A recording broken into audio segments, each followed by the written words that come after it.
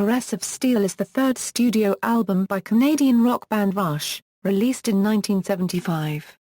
The album shows more of Rush's adherence to hard progressive rock, as opposed to the blues-based hard rock style of the band's first album. Overview: although Rush's previous album, Fly By Night, dabbled in longer conceptual pieces such as By Tour and The Snow Dog, such works were the central focus of Caress of Steel. Long pieces broken up into various sections and long solo passages are two prominent elements of the album. It includes the band's first two epic pieces, The Necromancer, and The Fountain of Lamnith, which were also blamed for the commercial failure of the album itself. The latter runs 20 minutes total and comprises the entire second side of the original vinyl release.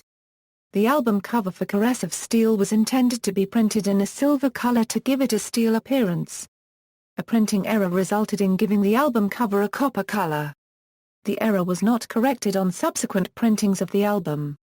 Geddy Lee admitted in the 2010 documentary film Rush, Beyond the Lighted Stage that he thought bandmates Alex Lifeson, Neil Peart and he were pretty high during the making of Caress of Steel.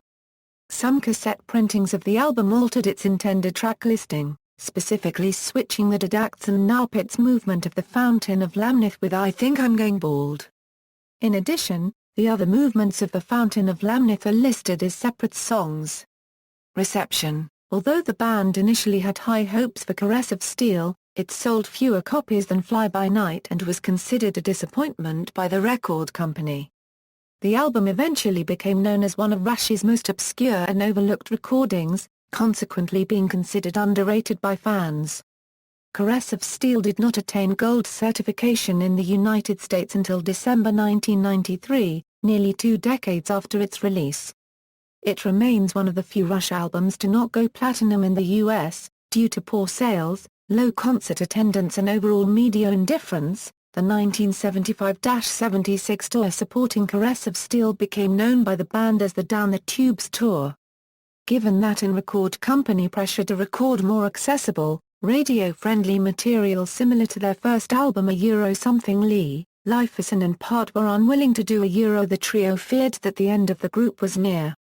Ignoring their record label's advice and vowing to fight or fall, the group's next album, 2112, ultimately paved the way for lasting commercial success despite opening with a 20.5-minute conceptual title track. Track listing: all lyrics written by Neil Peart. All music by Alex Lifeson and Geddy Lee except where noted. Song information. Bastille Day Rush's Led Zeppelin influence is still prominent on this record, most obviously in the song Bastille Day, which discusses the storming of the Bastille and the French Revolution. An instrumental section of the song was played during the A30 tour as part of the A30 Overture. I Think I'm Going Bald I Think I'm Going Bald was written for Canadian rocker Kim Mitchell, who at the time was the frontman of the band Max Webster and a close friend of the members of Rush. According to the book Contents Under Pressure, it was also inspired by the song Goin' Blind by Kiss, who Rush had frequently been an opening act for in their earlier years. Lakeside Park mentioned in the song Lakeside Park, May 24 as Victoria Day, a Canadian holiday. Lakeside Park itself is a park in Port Dalhousie, St. Catharines, Ontario, where drummer and lyricist Neil Peart grew up and worked during the summer as a teenager. The Necromancer A necromancer is one who practices necromancy, a type of divination involving the summoning of spirits of the deceased. The Necromancer contains heavy influence from J.R.R. Tolkien's literary mythology. The Necromancer was a pseudonym used by Tolkien in The Hobbit for the character Sauron. Also, in the introductory prologue to the song, the lyrics allude to 3 travelers, men of Willowdale as the song's protagonists. This is a reference to the band itself, and an allusion to the Toronto suburb of Willowdale, where Geddy Lee and Alex Lifeson grew up and formed the first incarnation of the band. Part 3 of the song, titled Return of the Prince, sees the return of the character By Tour from the song By Tour and the Snow Dog on Fly By Night, however, this time as a hero and not a villain. Return of the Prince was released as a single in some countries. On the inside gatefold of the album, just below the lyrics to The Necromancer, the Latin phrase Terminet Hora Diem, terminet octeropus appears. This translates to, as the hour ends the day. The author ends his work. Equals The Fountain of Lamnith equals, the final song on the album, The Fountain of Lamnith, predates epics like 2112, and the Cygnus X1 series, and is only 34 seconds shorter than 2112. It is the first epic song Rush had recorded, consisting of 6 parts which form a complete story about a man in search of the Fountain of Lamnith, chronicling the individual occurrences of his journey.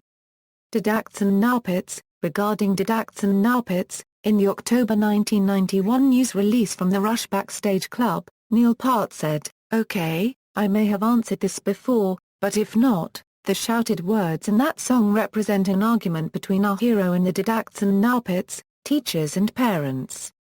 I honestly can't remember what the actual words were, but they took up opposite positions like, work, live, earn, give, and like that.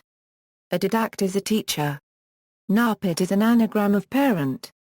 Credits: Geddy Lee, lead vocals, bass guitar, Alex Lifeson, electric and acoustic guitar, Neil Peart, drums, percussion.